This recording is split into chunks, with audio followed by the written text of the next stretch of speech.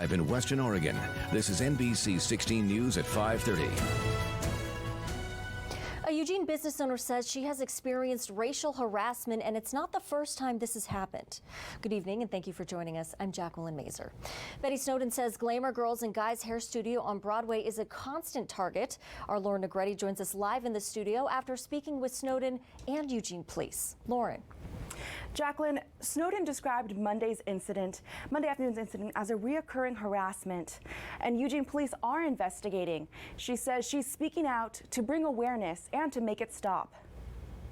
They got on the outside and blocked the door. Snowden says the group banged on the bars she had installed for security and used racial slurs. Her daughter Cassandra took pictures. They have broken our windows before, and they have put the N-word on our door. They have put poop outside our store. She says Eugene needs to make a stand and changes for equality. And this idea that because we are black, we need to go back to Africa or we don't deserve to be in business, that is something that needs to just go away. Eugene police did respond to Monday afternoon's incident. In crimes or non-criminal incidents with hate or bias suspected, the investigation happens in the police department's special investigations unit or from the patrol officer. She says a summary goes to the Office of Human Rights and Neighborhood Involvement. They offer victim support and community response. The office publishes an annual report on hate crimes and hate incidents. McLaughlin says there's been an uptick in hate and bias crimes and incidents compared to last year. It's more serious as a charge, so there can be enhanced penalties. Snowden says they're not pressing charges. She says they're not trying to create a problem for anyone, just for the harassment to stop, and urges policymakers to get together. To fortitude the change that's been missing for 400 years for the black person. For reporting hate and bias crimes and incidents, McLaughlin says to call 911 in an emergency. You can also report incidents online and over the phone. The Office of Human Rights and Neighborhood Involvement can also take reports in person. All right, thank you, Lauren. Well, police declared a riot in North Portland overnight after marching from Kenton Park. Police say protesters gathered outside the Portland Police Association building, throwing paintball bearings and glass bottles at officers. One officer was hit by a brick and injured. Officers say some people shined strobe lights and lasers in officers' eyes and tried to light a mattress on fire. Police say they warned the group to get out of the street and push them back, but the crowd returned. Police confirmed an officer did swat a protester's phone away, but say it was after they ordered the crowd to move. Several people were arrested. Well, new ideas coming forward in Eugene about how to handle investigations of police shootings. Our Kelsey Christensen spoke with a reform group about what they want to see, as well as the Lane County District Attorney about possible changes.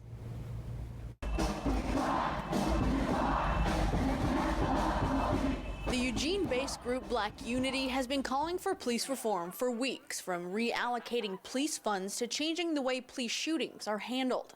Black Unity organizer Clea Ibrahim says the only time deadly force should be justified is if there's an immediate and fatal threat. If someone is immediately coming after you and is putting you in physical harm and you immediately think that your life is going to end, if you can see the light, you need to protect yourself. However, Clea believes police should de-escalate all situations so they don't turn deadly.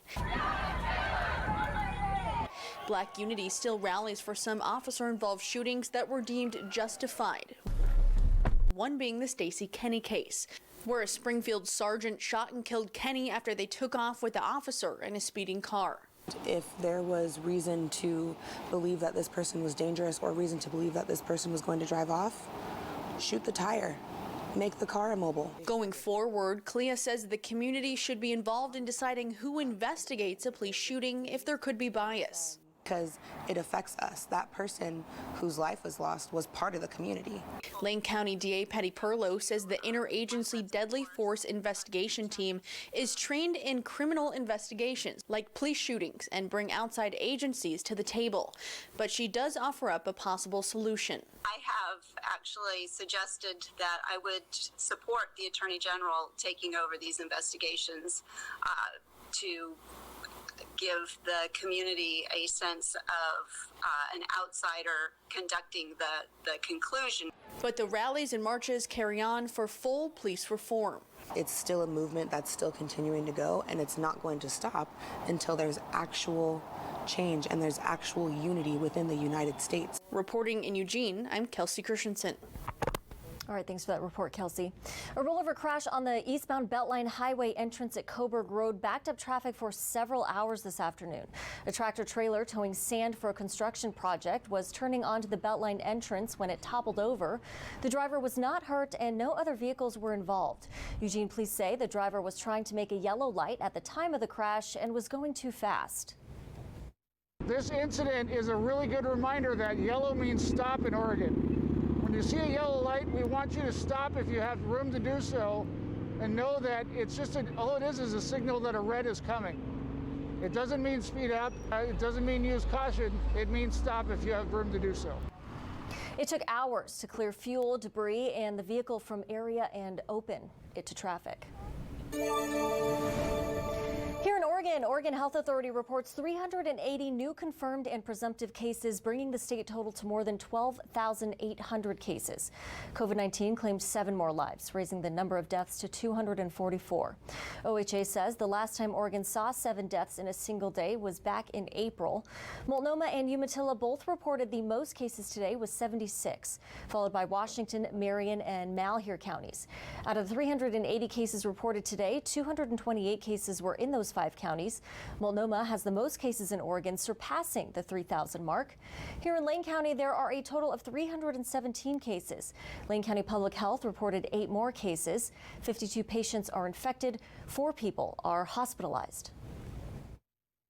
Regardless of how brief the encounter, where you're not able to maintain that 6 feet of distance, whether it's on a trail, whether it's on a sidewalk, whether it's waiting in line, whatever it is, if you notice that you're not going to be 6 feet, have that mask handy and please do put it on. It's just about those water droplets not getting in the air, preventing as much airborne transmission as we possibly can. New outdoor face covering rules take effect in Oregon tomorrow. Lane County Public Health is reminding people you will be required to wear a mask outdoors when distancing isn't possible. The state is also banning indoor gatherings of more than 10 people, with the exception of businesses and places of worship. Now, as a reminder, tomorrow, frontline workers are testing for coronavirus in the Lane Event Center parking lot. It will start at 1 p.m. and ends at 5 p.m. Lane County Public Health says this testing aims to determine the spread of COVID-19 in the frontline worker population. This includes grocery store workers, gas station attendants, bus drivers, retail workers, and more. I'd vote for this twice. What we have done to Oregonians is despicable. These are desperate people.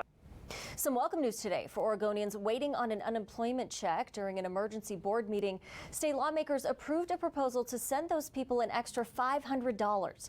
Lawmakers approved spending $35 million in CARES Act dollars on the extra benefits. According to the latest figures from the Oregon Employment Department, more than 60,000 self-employed and contract workers are still waiting for their claims to be paid. And jobs are starting to recover in Oregon, so good news there. Nearly a third of Oregon jobs lost in March and April were added back in May and June. Last month, we gained more than 56,000 new jobs statewide. Retail, hospitality, and healthcare industries saw the most recovery. However, some major industries have yet to see a substantial rebound, including manufacturing and professional and business services. Oregon's unemployment rate dropped to just over 11% last month. Well, a financial impact hangs over the signature fundraising event that happens each summer for the American Cancer Society, Relay for Life. Time is drawing near in Eugene Springfield. Our Tom Adams joins us live tonight with more on what we can expect during the 2020 relay. Tom, some changes on the way. Jacqueline, that's right. Thanks to the COVID-19 pandemic, there is no PK Park as the host site for the relay this year. Instead, the July 25th Relay for Life is going virtual, with much at stake for the popular fundraising event. It's going to be a socially distanced Relay for Life in Eugene and in the 2,500 communities across the nation. This is what we're used to seeing, of course. Cancer patients and supporters walking laps around the field. That's not happening this year. We've still got to come up with some creative ways to fundraise and getting people engaged the way we can safely. The Relay is a critical fundraiser for the American Cancer Society. Even more critical this year, as the society has cut its national budget 30% 20% and cut 1,000 employees to lower its costs. When somebody donates $20 to us, they want that money to fund the mission, and that's our job. And so we're trying really hard to whatever resources we do get this year to have that fund the mission. This year, the relay will roll on a special YouTube channel online. It includes a live stream fundraiser and cancer survivor ceremony. One of the highlights of every single Relay for Life is the annual Luminaria ceremony. It's very visual, it's very emotional. But of course, here in 2020, all those plans go out the window thanks to COVID, and that's where all the driveways out here at First Baptist Church come into play. Luminaria tribute bags will be seen in a drive-through event at the church. About 1/4 of all Cancer Society fundraising happens through the relays. Millions of dollars supporting Oregon cancer research projects. That was money from 2 years ago. So now we're worried about what are we going to be able to do moving forward, not just in funding research, but programs and services for cancer patients. A fight against cancer that relay officials say cannot be postponed or rescheduled. Now ahead this Thursday afternoon is a second event for residents to reserve and decorate their Luminaria tribute bags. Now Kendall Toyota dealership in Eugene is hosting the event again Thursday from 5 to 7 p.m. Jacqueline? All right, thanks for that report, Tom. Hopefully we see a lot of people out there. Well, rural and low-income families in Southern Oregon will soon be getting some financial help. NeighborWorks Umpqua is unveiling new programs to help families achieve financial stability during and after the pandemic. They're creating a financial opportunity center, which will help people learn how to improve their financial well-being. It consists of 3 services: financial education, income support, and counseling and employment services. We can be there to help provide the services, the coaching, the support, the help, to give them back that power that has kind of been taken from them in this process. They're also setting up a community development financial institution. It will provide loans aimed at helping people in small businesses with bad or no credit history. We're less interested in generating a profit off of their loan and more interested in making sure that they're learning from the experience, that they're achieving growth from the experience, and that it's actually helping serve a need rather than just put a Band-Aid over a problem. They say the 2 programs go hand in hand. People can get money from the financial institution while receiving financial coaching from the Opportunity Center about repayment and building credit. Well, coming up on your only local news at 5:30, Congress is gearing up to negotiate another COVID-19 relief package. How close are they to